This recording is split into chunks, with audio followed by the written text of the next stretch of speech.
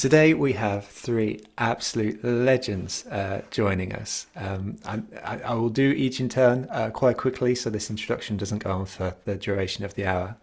So we have Mark Gaisford, who's from Brand Sprouts, Nana Crawford from Jiggle Fit, and O Kagbala from Chaos Visuals. Three people that just bring all the right vibes. So I think we're going to have a lot of fun today. I asked each today to be involved because A, I like them, but also B, I think each bring a slightly different perspective on making the most of vertical video. As Mark is sort of a personal branding expert, Nana is a marketer turned business owner, and O is a videographer. So I think hopefully over the course of this session, even though I'm not going to put them in those little tiny boxes, we'll be able to get those different perspectives brought out from today's session. Let's say hello to Laura and Karen in the chat as well. Thank you for being here so much. Before we get going, I just want to say a big thank you to our featured sponsor this week, who are Frontify. If you're a brand with lots and lots of employees or even less employees and you struggle with that idea of brand consistency, then Frontify are here to help. They are a DAM solution, which means they bring together all your digital assets into one place and make it super easy for the team to collaborate, which as marketers, I'm not sure if you've ever felt the pain of seeing the rest of your team use the wrong slide deck, use the wrong logo, whatever it may be. Frontify are here to help. They've got a code right there for a lovely report where they ask 450 CMOs the impact of investing in brand marketing. Also, a big thank you to Exclaimer, Cambridge Marketing College, Redgate and ScoreApp. They're all heroes and they all mean that we can continue doing what we're doing. There is so much enthusiasm in the chat today. We've got Edward Scott Finnegan saying, hey, from the E to the X to the E to from Exeter, which is brilliant. Everyone's matching the energy. It's good. It's very good. So let's get going introducing our panel for today so you know a little bit more about them. So Mark, let's start with you if that's okay. So Fine could by we me. just could we just have a bit of context on how you use video day to day in your world so people can understand your perspective on things?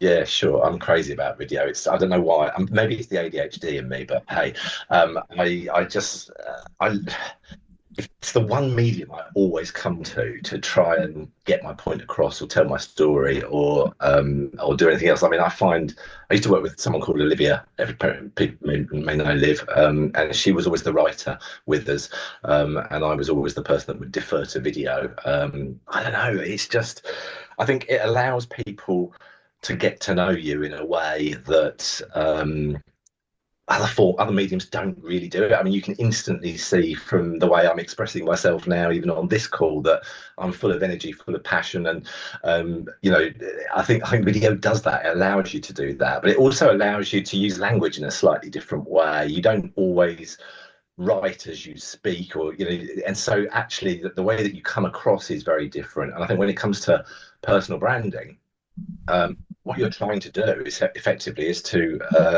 allow people to trust you, and so video I think is a great medium for allowing them into your life and to actually sort of see. I think it's also I'm probably my ADHD is already going here, guys. So I think it's also a really good sales qualifier, because if people don't like me, well, they're not going to do any business with me, and fine, we've jumped that step straight away. So I think that's why I'm a real fan of video in personal branding, because of those things. Nice, I love that. It definitely allows the nuance of your personalities to show through, and in a way that written word just sometimes can't. I've certainly never managed to anyway.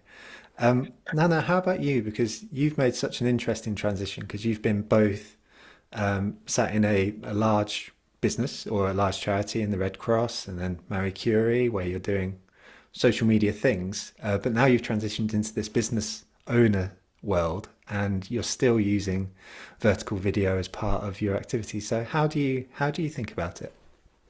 So I would say that when I was at the Red Cross at Marie Curie, for me, video content was really important for education. Mhm. And it was a way to get people to understand the things that we knew they weren't reading, basically. There were website, the bounce rates were high. We were like, how can we make sure that people still are engaged in the content that we need them to be engaged in? And video content was what made that easier for us to get across. The transition into Jiggle Fit, my dance fitness brand, video is really important because it's really hard to explain dance. And it's really hard to tell people that the vibes are where people need to be. I can say to people, no, trust me, the vibes are immaculate. You need to be in this class. But that's just me going, no, the vibes are immaculate. But to be able to show it through video and for people to go, oh, I want to be in that class, I'm going to book because I can see that the vibes are immaculate, just makes a huge difference to my brand, to what I'm trying to get across, to the atmosphere that I'm trying to create. And it also allows people to almost have like a window into what's happening in the room so that they can feel like I know what's going to be going on. So that's how that my journey with video has kind of gone through like the education process into all vibes now. We're just about vibes. It's so fabulous. I'm going to put your all three of your LinkedIn profiles back on the screen right now because if you haven't seen Nana's LinkedIn page, then like it's the most joyful LinkedIn page you will see in your world, and the vibes are indeed immaculate. And so do I was laughing because he thought he'd never hear me say that in my life. But like if you haven't seen it, then do check out Nana's LinkedIn as well as TikTok and Instagram because like it's just fabulous. Not that I'm discouraging you from being right here and present in the room right now. But the thing that strikes me with your answer there, Nana, and comparing it to Mark's, is that Mark has sort of spoken about a personal perspective and letting a window into the nuance of his personality and him as a person, whereas you've sort of spoken about a similar thing, but then you've moved it into showing the vibes of your product and the nuance of your product as well, which is Yeah. two really interesting ways to think about it. Oh, how about you? Because like again, you've invested heavily in video with how you show up. So how do you think And the about it? kit, I would imagine. And the kit. Yeah. 100%. Yeah, it's a good question. I definitely agree with the guys in terms of like it does create a more intimate and personal, I guess, response when it comes to your viewers, your audience, your community that you're building. I think for us personally, as an agency, when it comes to the types of clients that we work with, there's kind of like two sides of the coin. And one side of the coin, we want to show what we're able to do, but fundamentally, how we've always grown the business is through video. So I know you remember when back in the days when we used to work together, I started my video journey kind of like then in terms of like creating content, documenting. But we like to cover video across three core areas. So awareness-based video, which is just purely just for reach.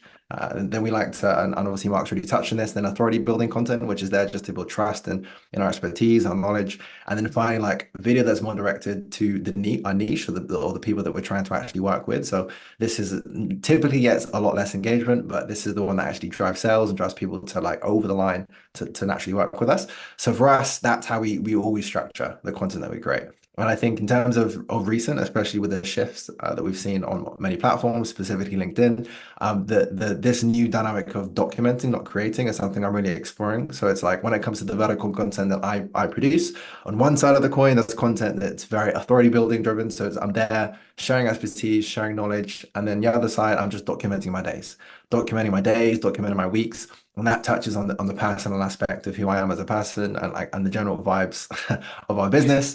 And I think it's a great way if you are new to the world of video, just like learning to document. It teaches you so many things well before trying to like script and just like sit in front of a camera and just start recording. It's a big shift. Creating content is very different to documenting when it comes to video content. So that's how we use it personally. Yeah, across the three areas or the three funnels. Nice. That's wicked, mate. And I think as a takeaway for those watching in today, the thing that I love about that answer is that immediately you're giving purpose to the content. It's not there as a video for the sake of it being nice and good looking. It's there for a reason. And I think just to follow up on that very quickly, it may be a yes or no, but like, are you literally when you're producing a video just going, this is an awareness video, this is an authority video, this is a sort of lower in the funnel video when you're going to create it? Or Yeah, is it For the most part, sometimes I create video content just because it is just purely vibes to make. Like, yes, there's no other reason. There are videos that are just for like you create just for fun sake, or that you'll know that will land well. But for the most part, in terms of how we've grown, like 80% of our growth has just come from posting video content, right? And off the back of that, I would say I probably do a lot more middle of funnel content and on top of funnel content versus like bottom of funnel. So a lot of the content is just there to build trust, and obviously that takes time. So yeah, I will go into that mindset of like, what problem can be solved? What problems do typically our audience face? How can we present that answer in a fun and memorable way? And then how does that position then us as a solution for X, service? So yeah. So yes, in short. Love that. Love that so much. Thank you very much, mate. That's such a good answer, particularly to frame the rest of this chat. Yolanda's popped a question in the chat feature right now, which is a great moment because I missed this out in the introduction. If you do have questions, would you mind popping them in the Q&A, which is found in the Q&A feature down below?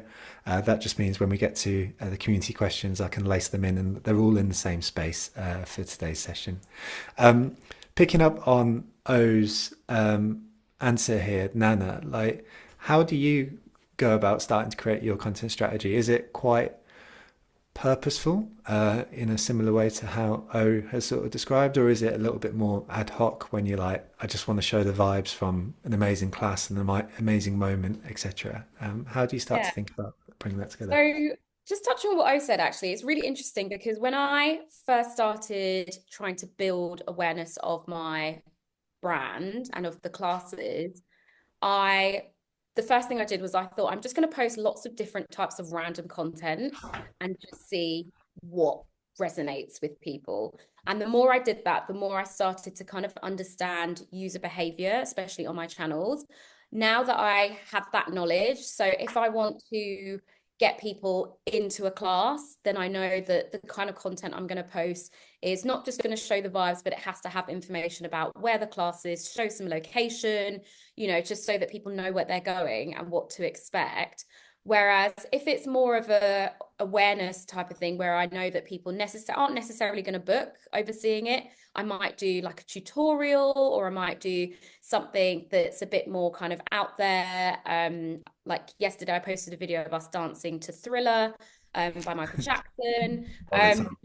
And that was, for me, that was like, that's just for me, I just want to show the fun that we have in class and how we can kind of make fitness really fun. So now that I have that understanding, similar to what I was saying, I don't always sort of like try and have a strategy behind it, but in general, I will know what type of video content is going to work for the objective that I'm trying to achieve, especially when it comes to either converting people to book a class, to book a private class, or converting people to share my content so that it reaches more people and I can get more followers. Love that. And you've done that so successfully as well. Like we were speaking before we went live, and Nana was like, just casually drop, like 500,000 followers across the platforms, so like it, but what's really interesting in both of your answers is there is a balancing point between being overly strategic on this stuff and sort of also having a knowledge of what video can do. And it strikes me with both of your answers that like that comes through experience, that comes through trying, that comes through testing, which is really important. And failing a lot, I think, Joe, as well. Failing fast is the order of the day right now. God, the amount of content I've put out that has just bombed, and you just got to learn really, really quickly that it just didn't work. I tried it and it didn't work. And I think, specifically with LinkedIn right now, that opportunity is presenting itself yet again because we're in a different territory now. And I think it's great, actually. It's exciting from that point of view because we can just go out and test stuff and do different things and fail fast. Yeah. I love that. And that's an example of like emergent strategy as well, right? So that's a tactic which has kind of become more important given LinkedIn seems to be giving more weight to vertical video presently. I'll ask the same question to you, Mark, just because I think it's important for the grounding. But Do you have a similar approach to Nano and O, where you are both strategic and a little bit more ad hoc? You For the mentioned the first time in fame. my life, I actually have a process now. Yeah, no, I was Okay. really good at winging it. I mean, bearing in mind, so I mean, my channel is only LinkedIn. That's all I do because I'm predominantly focused on B2B, and so I started doing video on LinkedIn in 2017 when they first allowed you to put up video, and back then you could. I mean, oh, honestly, if you have ever looked back at some fun, look at my first video. I mean, they were absolutely dreadful, but the algorithm was such that they would literally just go wild because someone had produced a native video and posted it up on LinkedIn. It was just a mad time, and then it kind of evolved. But yeah, now I've got process, but I still rebel against my own process. So I have a document called captivating content, which comes from a sort of definition of what my brand DNA is, and then pillar content in there with 5 sort of sections around telling a story about that pillar, making a point, inspiring a behavior, setting a challenge. And so I've got this sort of spreadsheet that is littered with loads of content ideas, and I can just literally just drop into and say, okay, fine, next week's going to be this. He says next week. Tomorrow is normally how bad I am. Tomorrow, oh God, I need to make a video now. I'll make this video. So there is a process, and I think that is the stuff that I was talking about. It is that stuff that actually is authority building. It generates most of the sales, of the leads, and all the rest of it.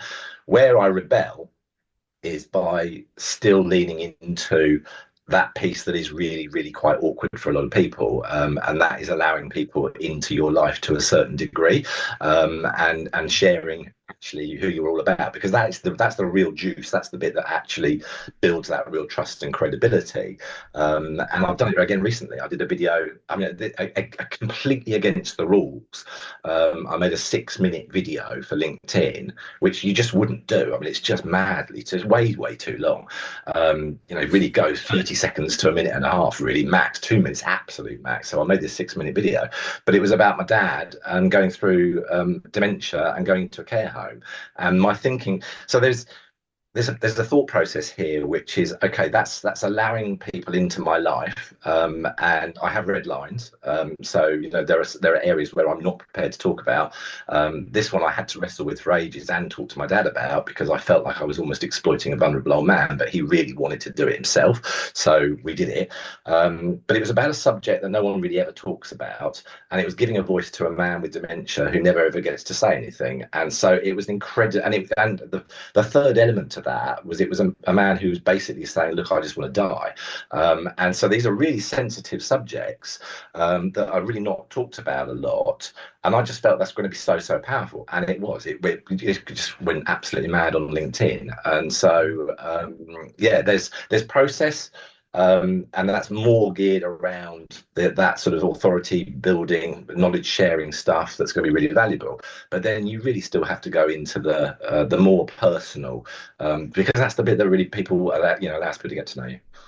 I really appreciate that, Mark. And it's the authenticity element of things. It's again, it kind of loops back down to your first answer, right? It's that nuance kind of piece that sort of comes in and shows the humanity behind someone. There's a question that's actually come in from Eileen that we'll pick up very quickly, if that's all right, Mark. Yeah. Which is, what was the purpose of the video about your dad?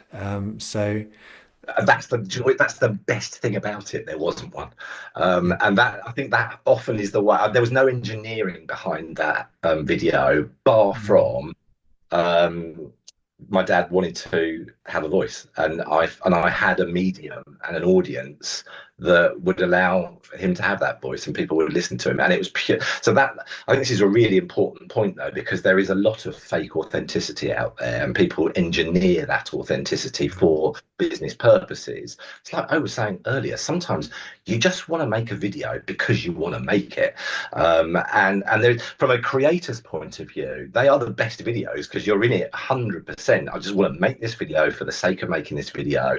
I think it comes from a place of actually just trying to genuinely help people. And when you work in marketing, often you're trying to sell people stuff. And so when you actually just make something for the sake of making it, because it could help people. I mean, made a load of videos when I was first diagnosed with ADHD, and now everyone makes videos about ADHD, but this is 7 odd years ago, and no one was really talking about it massively in my age group. And I just felt, Christ, if I've got ADHD, and I've only realised in my 50s, there must be loads of people who are in a similar position. So I'm going to make some videos about it. And it was just the pure joy of making them. And they resonated with a lot of people. I I love often that. find, actually, if you're scared of talking about something, so I will shut up. If you're scared of just talking about something because it feels a little bit awkward to you, remember, there are hundreds of thousands of people experiencing exactly the same thing as you. And if you're just brave enough to talk about it, then from an engineered personal brand point of view, my God, it's amazing because you're the first person that was brave enough to say it. But equally, it helps so many people. The amount of people, I genuinely had messages from people when I was talking about ADHD saying, "You've saved my life." And when you get messages like that, it is incredible. It makes everything worthwhile. I will now shut up. No, it's beautiful, and I think there is something really important there, which you've reframed, which is important for today's session, which we may or may not be able to go into in great amount of depth. But video is scary for folks to produce in a lot of cases, and actually, what you provided there, Mark, as in addition to everything else, is a bit of a reframe about the joy of making it, the joy of expressing it, the joy of expressing yourself, and like I think that's just wonderful. So thank you. I hopefully, I sort of speak about shoulders relaxing moments. We've been doing these webinars for 4 years. People are probably bored about me speaking about my shoulders relaxing, but hopefully you can feel your shoulders relaxing a little bit on there. I want to pick up on a question in the Q&A, Nana, because I think it's an important one for the rest of today's session. And so Helen's asking, I'm a bit of a novice with with video editing here, so forgive me, but what is the benefit of vertical videos as opposed to normal videos, i.e. landscape or portrait?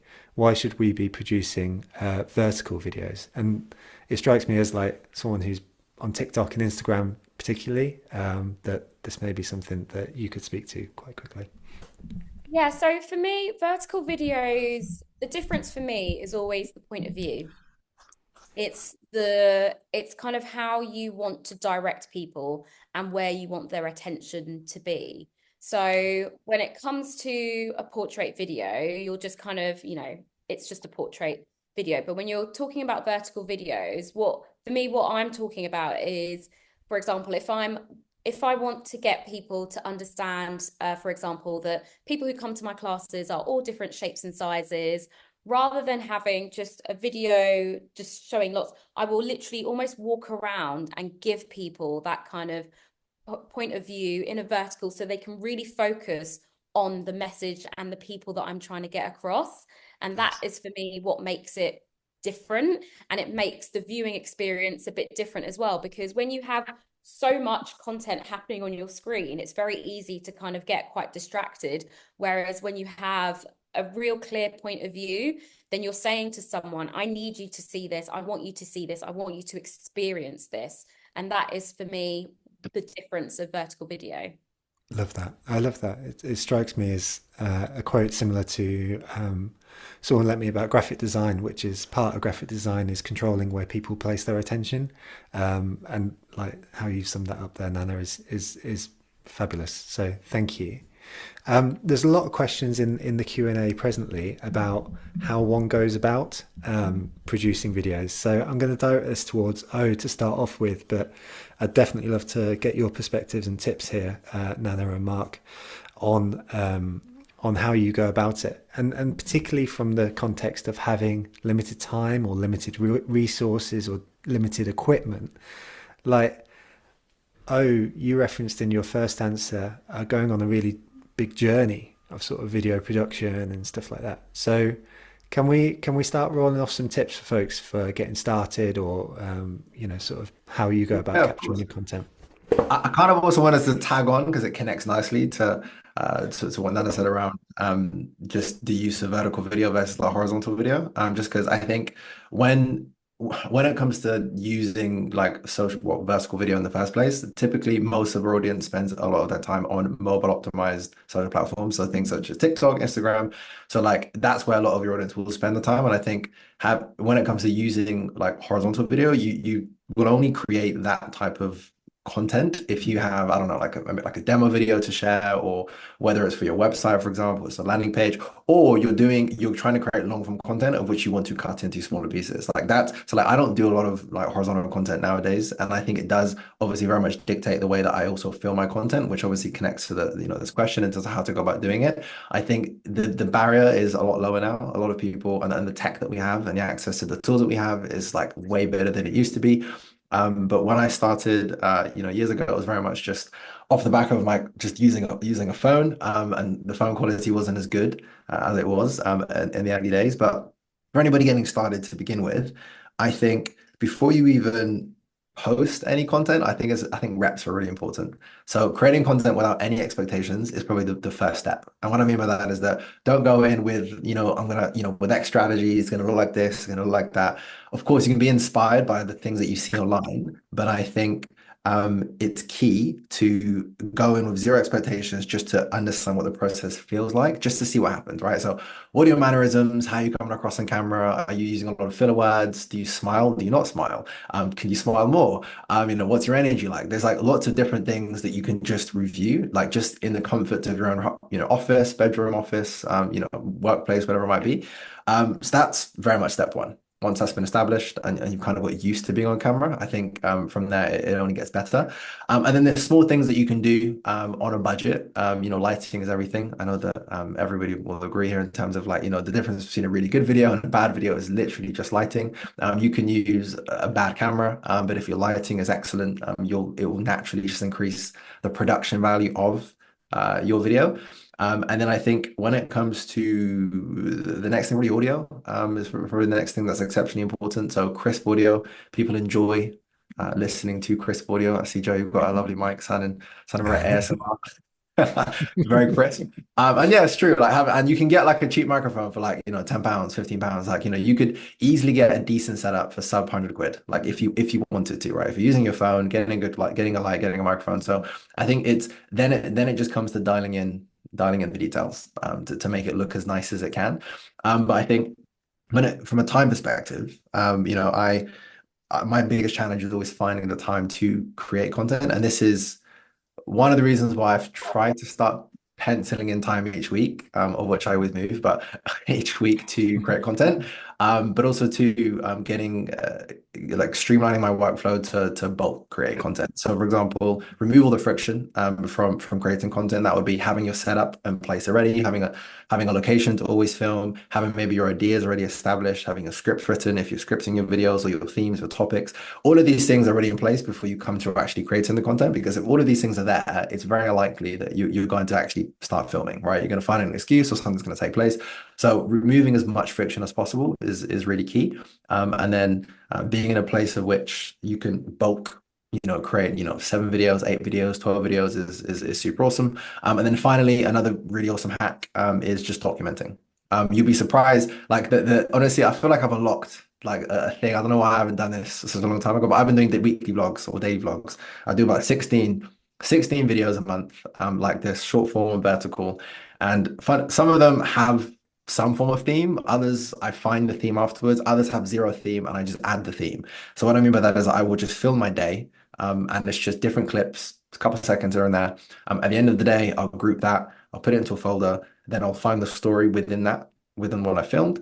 Or there might be something I want to speak about and I just do a voiceover, which means I don't even need to speak to the camera. I'm just literally filming random things, me typing on the laptop, me walking to a cafe, me saying hi to a friend. I don't need to say anything to the camera. I can control that narrative once I finish filming, and you're more comfortable in the comforts of your home. So that's another great hack. You don't need to create content, you just document. So I'm sure everybody on this call today has enough time, an hour throughout the entire day, just to film a couple of seconds here and there throughout the day, and they'll be surprised what you end up creating. So yeah, that'll be my quick tips. I'm sure there's more to add, but yeah.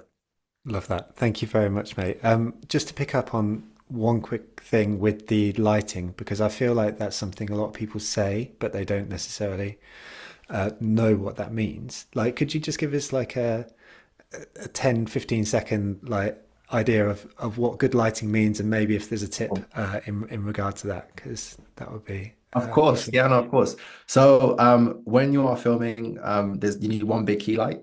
So this is basically a large light that is facing you directly, or at least to the side. The best and most useful and free light you can use is obviously the sun.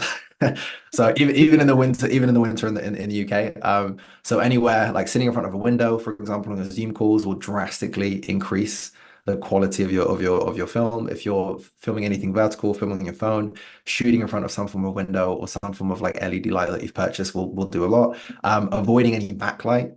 So for example, like a lot of people I always see, they always tend to film in front of a window, like with the window like behind them. And it really, it just kind of just washes them out. There's not much contrast there. And then if you want to get really technical to like level things up, if you're doing, for example, like an interview, let's just say this is my setup, having like I call it an accent light. So having like a lamp, for example, in the background, like you've got a great example here, Joel. You've got the pink, branding, like, the LED light is glowing really nicely. You've then got a bit of purple on your left-hand side there. I think you have like an LED strip in the corner, Yeah. right at the back, like on the corner of the wall.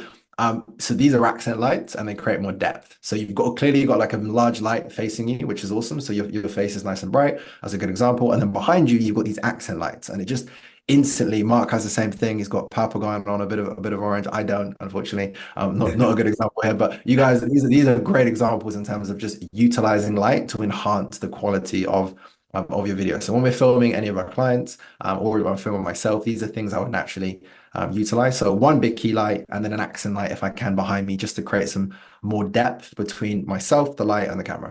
So Nice. I love that. Thank you. Thank you very much, mate. That's really, really appreciated, because I don't think it's obvious if folks haven't done it before. Um, Sophie's asked a great question in the Q in the chat, to ask to sort of speak through your setup and stuff like that. I don't know whether we'll have time to do that right now, but what I might do is ask O to do that at another time. nice. And we've also got Joanna saying, "Is that my actual surroundings?" Yes, this is my house. So there we go. So, um, Nana, like, I wanted to pick up on one of those points here, because we've spoken about a setup and those kind of ideas. But one of the things I love from your content is that quite often it will be from one of your classes or something like that, where it's quite organic. And I've sort of spoken about documenting stuff as a really nice low friction way for folks to get involved in vertical video. So, like, can I ask you how you pick your moments of when to record, what to record, what you're thinking about when you sort of set up that camera to sort of record your videos? Yeah. So it's a little bit different between recording myself and then obviously recording my class. When I'm recording my class, the first thing that needs to be established is consent. And I need to know who's happy to be recorded and who's not happy to be recorded, because I've been to some classes before where someone's just gotten out their video camera and started recording, and it makes Mm. everyone really uncomfortable, and it can just change the vibe, and we're all about vibes. So if you create good vibes, you have to get consent first from people who are in. So everyone who's in my videos is happy to be in my videos, and I always make that really clear to people when they come to class. And I will often, when I plan my class, I will have an idea of when I want to record something, and I will let people know that, after the warm up, we're going to be doing some of these exercises, and you're all going to hate me because you're going to be so tired. That's when I'm going to record you all, because I need to get the camera. So I'll always give people a prompt as to when I'm going to record, and I'll make sure that I set up my camera in like particular places in the room as well. So people now who come quite regularly know, right, Nana usually records from this part of the room. So if I don't want to be recorded today, I know that I can stand over here, and I'll explain that to people when they come into the room as well.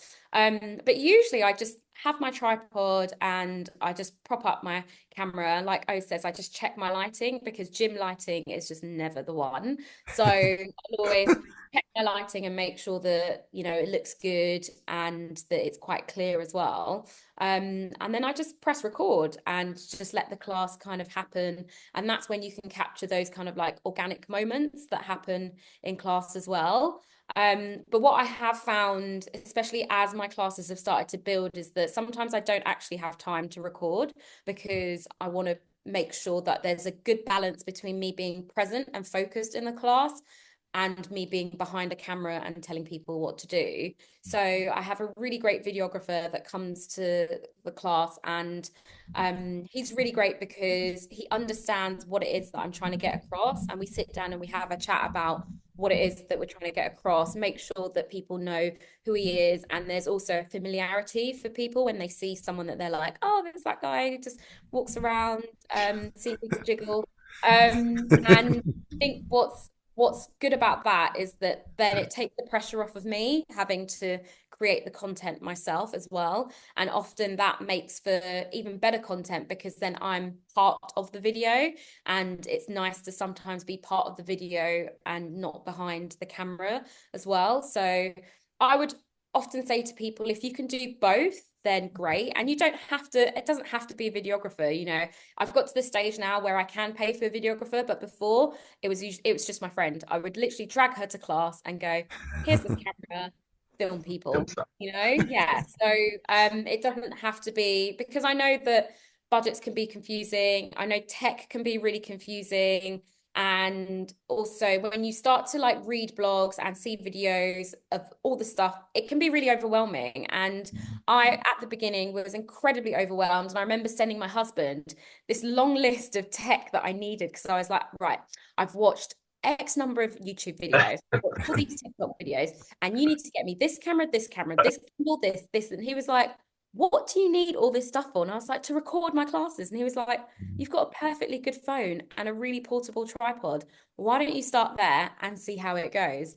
And that's basically what I did. I started with my phone. So when people ask me oh, your videos are really cool, what do you use? I use my phone. And like I said, I make sure that the lighting's really good. I always make sure that I'm in front of my window when I record videos of myself. Or I have a nice like ring light if I'm doing something later at night.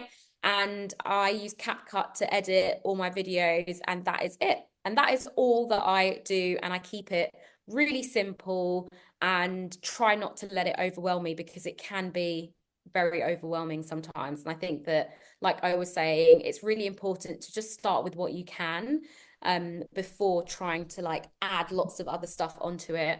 And if you don't have the time, but you might have the budget, then you can outsource it. If you don't have the time or the budget, then you need to think about what's the most important thing that you need to get across in your video content, and just start there. You know, I think sometimes we think to ourselves, we have to post every single day. And if I don't post every single day, something bad's going to happen. Nothing bad is going to happen. The world is going to still carry on. You're going to still carry on. But what's going to happen is that you're going to feel a little more sane as well. And you'll feel a lot less pressure to post every single day. And don't be a slave to the algorithm. That's my biggest advice to people. Please don't be a slave to the algorithm. The most important thing is to enjoy what you're doing as well, and enjoy the video content that you're creating, because people know, especially on my channels, people know when I've created something and I don't really like it. They'll be like, you didn't like this video, you just made this random video, you didn't really like it. So now I always make sure that when I create a piece of content, it's something that I really like doing and that I can be proud of doing, and I can look at it and go, yeah, the vibes are there, I like this. It's actually it's such, you know, it's easy to think that's a trivial point, but that is not a trivial point at all. You know, I think that comes across particularly when you're videoing yourself. So like, thank you. And like, again, you know, just a quick one for the audience, right? You know, I mean, like to take away some of the fear involved in all of this. Mark, I am interested in your answer here. I am also got one eye on the time, because there's a really interesting question that's at the top of the Q&A here, which I think may speak to a previous life as much as anything else. Because Sophie is asking, all of our panelists today are from, quote, fun brands. Yeah. So is there a place for serious B2B folks in vertical short form, or is it always going to be like really cringe? And like, forgive me if I'm wrong here, but you used to be in recruitment, right? And yes. I mean, you can get fringe if you tried, to be honest with you, to be in the recruitment industry. Yeah, well, my first iteration of my business was actually recruitment business, marketing recruitment business, so it was slightly fun. And that's when I started making videos, was when I launched that business in 2016. And LinkedIn launched native video in 2017, so I just went straight in on video. So my God, yes, there is definitely a place, and in fact, please bring it. What B2B marketing often lacks is any humour or personality, and so please bring it. And I think this is where also this idea of actually just bringing a bit of yourself to that kind of content makes a massive difference in B2B. So I mean, I used to use this analogy years ago, and it was especially on places like LinkedIn, because you don't necessarily search for content on LinkedIn; you stumble across it as you're scrolling through. And people, I use the analogy that people usually sit on the sofa at the end of the day to watch Coronation Street or whatever it is, with their cup of tea in hand. And back in the day, a guy called Barry used to pop up, Barry Scott, and he tried to sell us sit it bang. And we got to kind of like Barry, although we didn't sit on the sofa before Barry. And he became quite a character, really. He was quite amusing. But we actually sat on the sofa for Coronation Street. And it's a great analogy for your content is try and bring Coronation Street most of the time, and then very occasionally drop in a bit of Barry.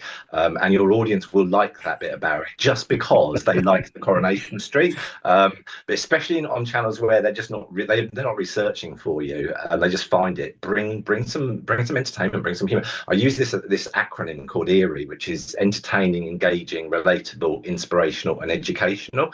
And I've always said if you can tick all five of those boxes in a single piece of content, you've probably got a good chance of going viral. But my view of the world was if you don't hit three, then bin it. Don't worry, it's probably not going to work anyway. So go for any three of those combinations, and you'll probably get a good piece of content. So I just wanted to pick up on one thing as well. Somebody was talking earlier about just the time of making video content, and it's hugely time consuming.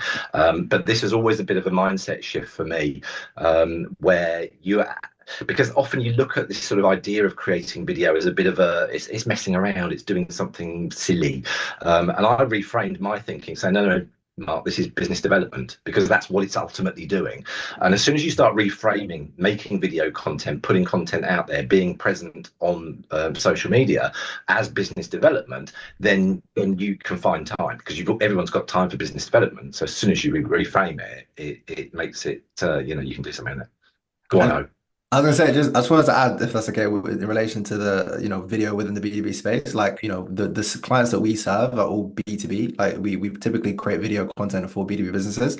And I think, when I mentioned brands such as Slack, Zapier, Monday.com, Monzo, for example, like the content the reason why we speak about their videos so much is because they're doing something different within the B2B space, right? So it's like, we use their videos as like, it's incredible. Look what they've done. Even Apple, for example, is another good example. They're taking complex things and simplifying them in a way which is memorable through obviously the power of story, through the power of creativity, whatever it might be. So I think if you are working within the B2B space, so you're creating, I don't know, tech-focused content, for example, there's like, so as long as you're following like some form of like funnel or some form of strategy, you can create content that kind of serves all the needed areas, right? So you've got content that is shareable, that's fun, that is humorous, that is, the Coronation Street, as it were, of your world.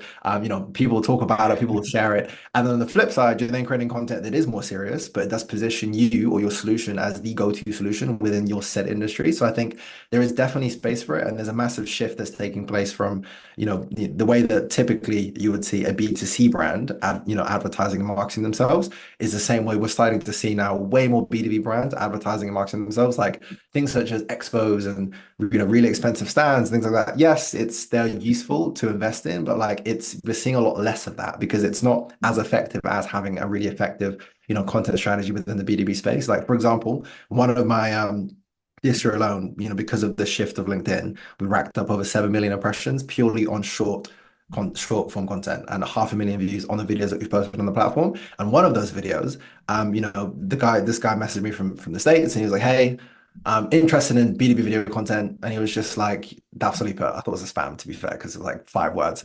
So I asked him a couple of questions, And I asked him, I was like, how did you discover, like, we're halfway across the world? And he was like, oh, I saw one of your videos and it really stood out. And I see a lot of videos. And that was a like 35-second video content that turned into a really big project for us.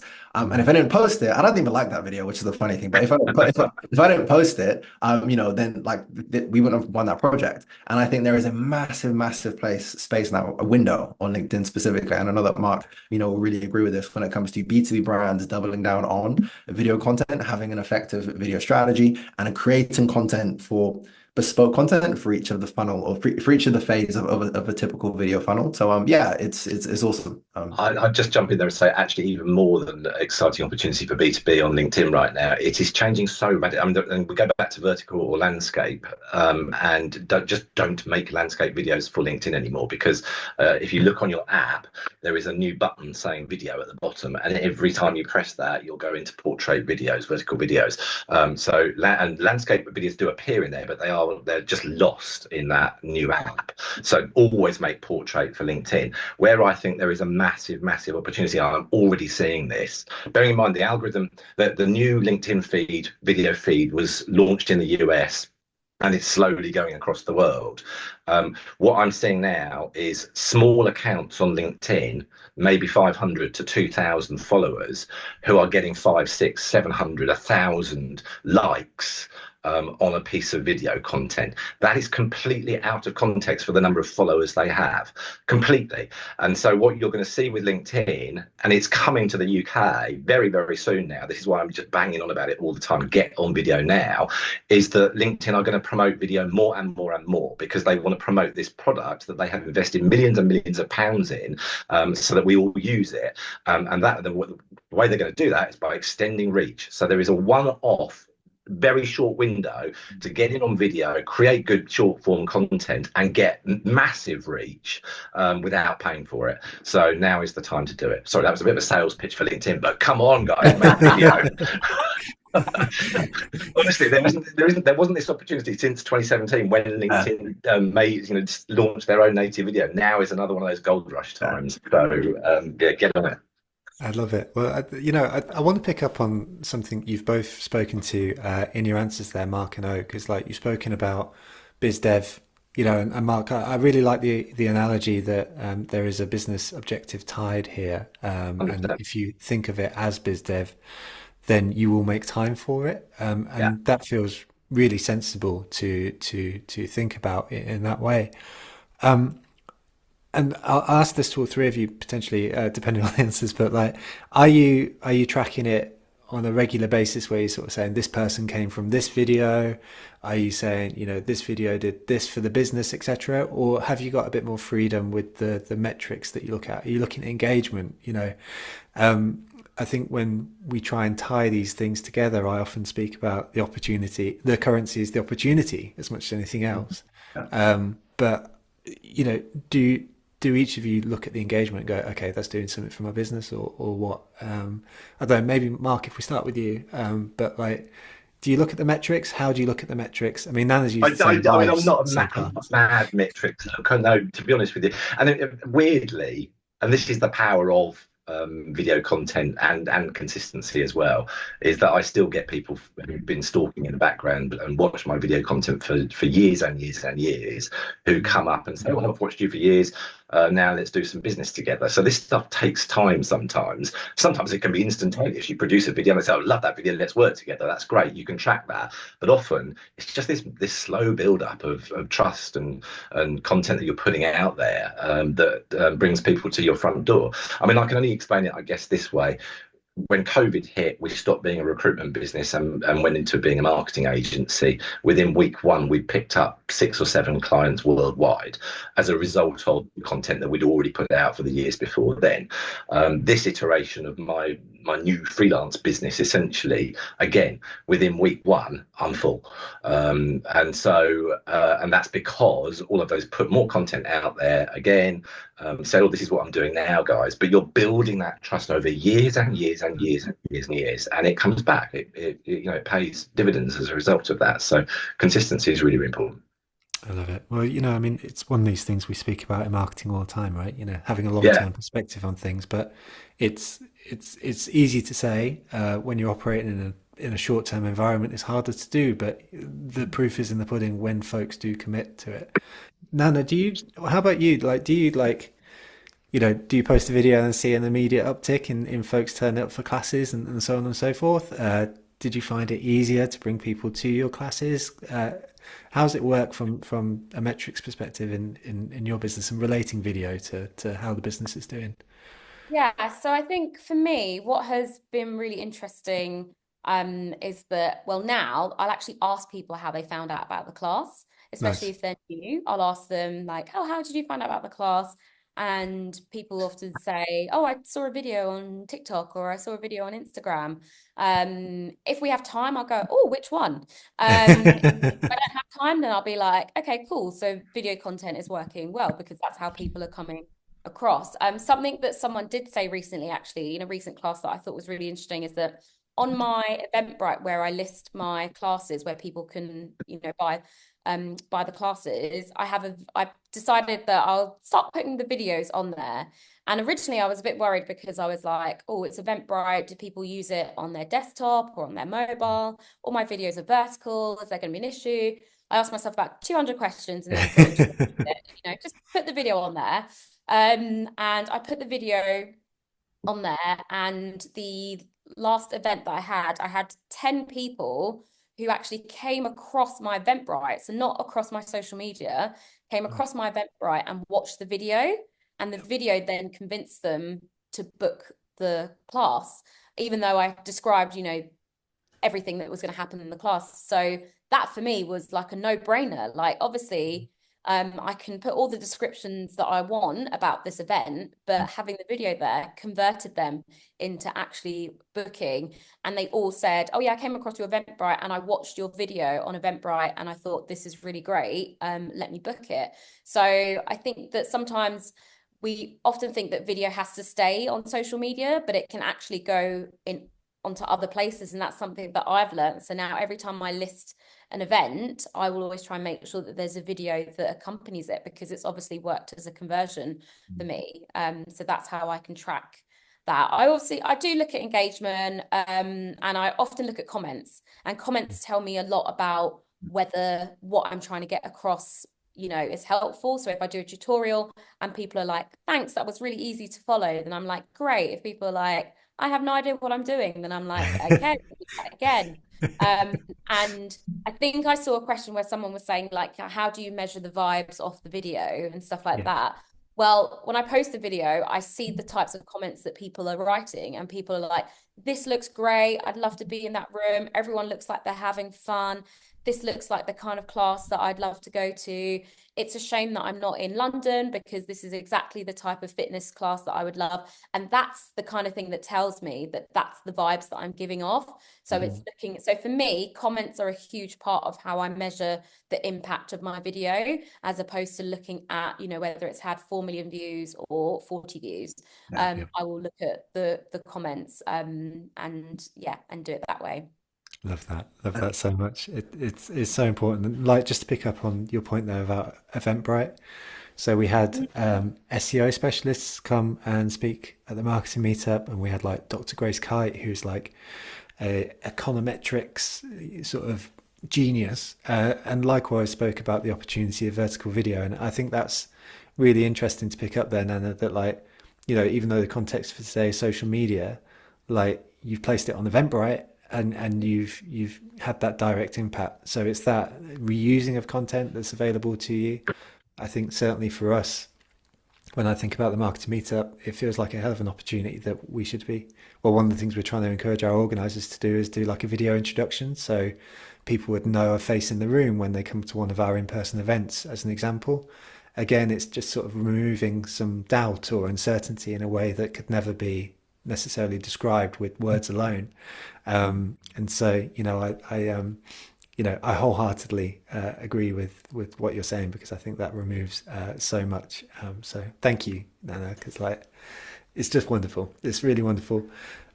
Folks, we're coming towards the end of our time together focused on this. I can see that we've got 16 open questions. What I've hopefully done is try to bring some of them together into sort of themes. So hopefully we've answered the majority. However, if there are any questions that we absolutely haven't covered and you like, we would need that one done in the next couple of minutes, give it a thumbs up in the Q&A feature, and I'll I'll just answer one that I did see earlier, and that Of is course. just that someone asked a question about AI and avatar and AI avatars and video. Please don't do it. Please, I hate it. I mean, what you're trying to get is authenticity. And so, well, yeah, let's use AI. So, I mean, it's such a bad idea. Don't do it, please. Just I use the camera. I Who's going to disagree with me? No, I kind of agree. I think AI is gonna naturally just develop a ton, and I think it's important to just work in line and just keep up to date as to like the changes that we are seeing in the industry. But at the same time, I think it's a great tool to utilize to enhance video production. And I don't necessarily mean to like replace yourself to create, for example, AI-driven videos. But it can really help when it comes to like script optimization, framing, for 100%. example, your value proposition. And I know, Mark, you'll use it like I do, of course I do.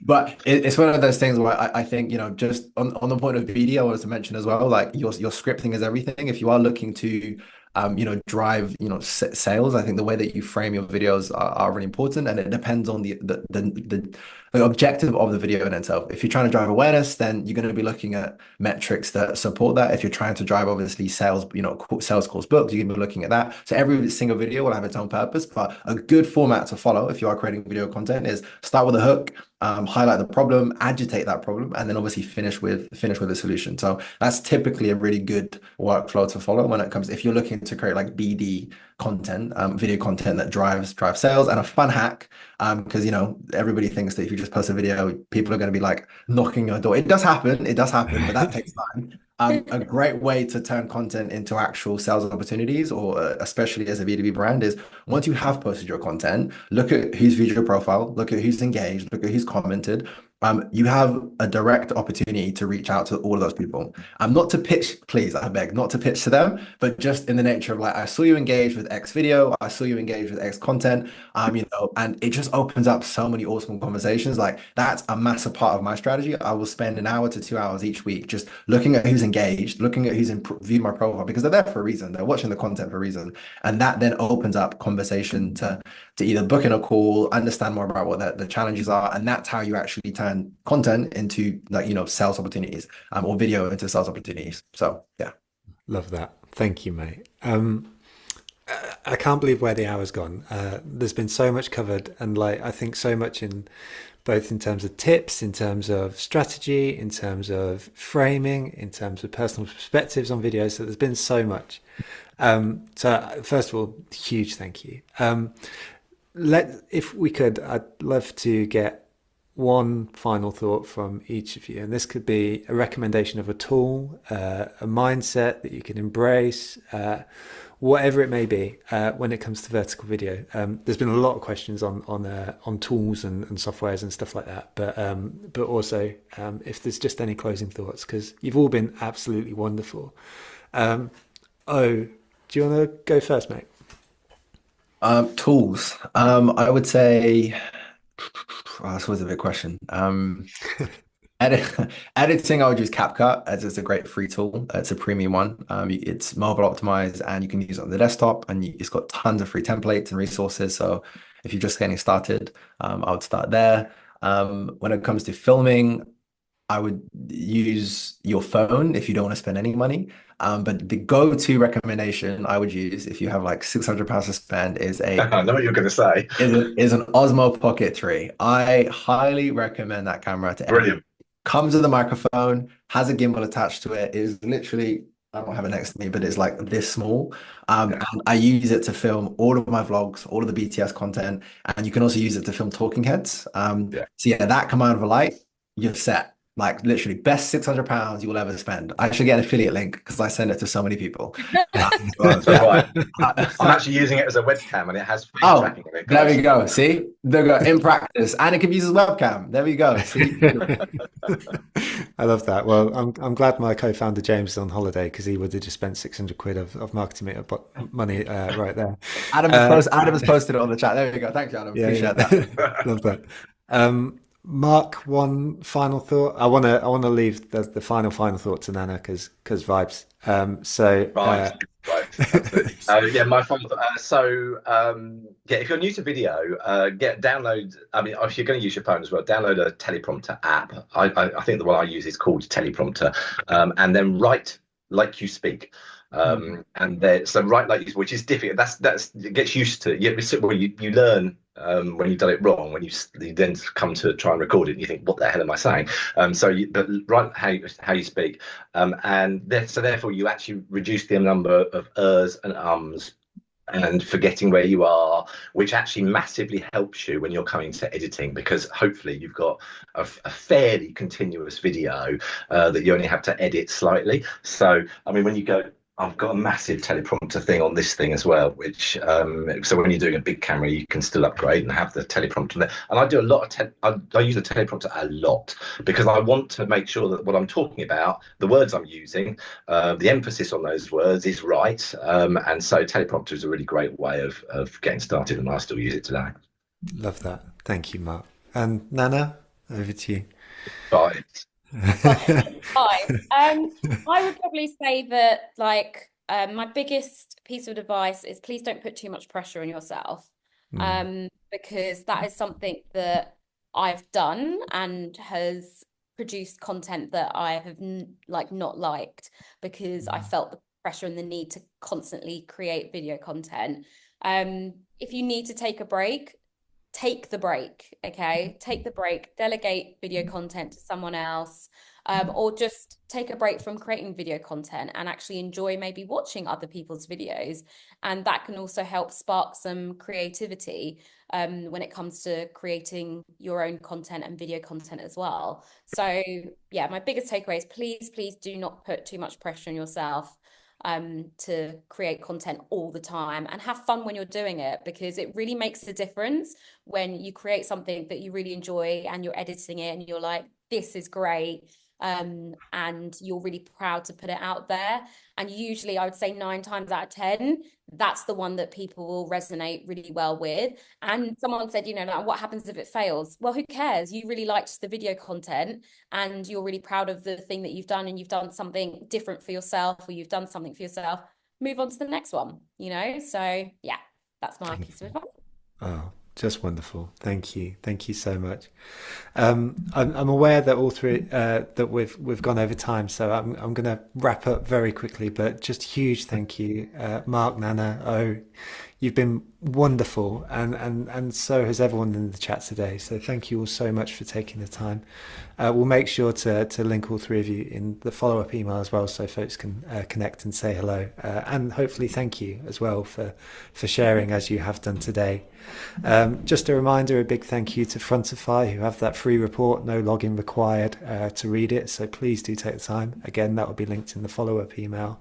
And also a big thank you to Exclaimer, Cambridge Martin College, Redgate and Score App for supporting us as we have.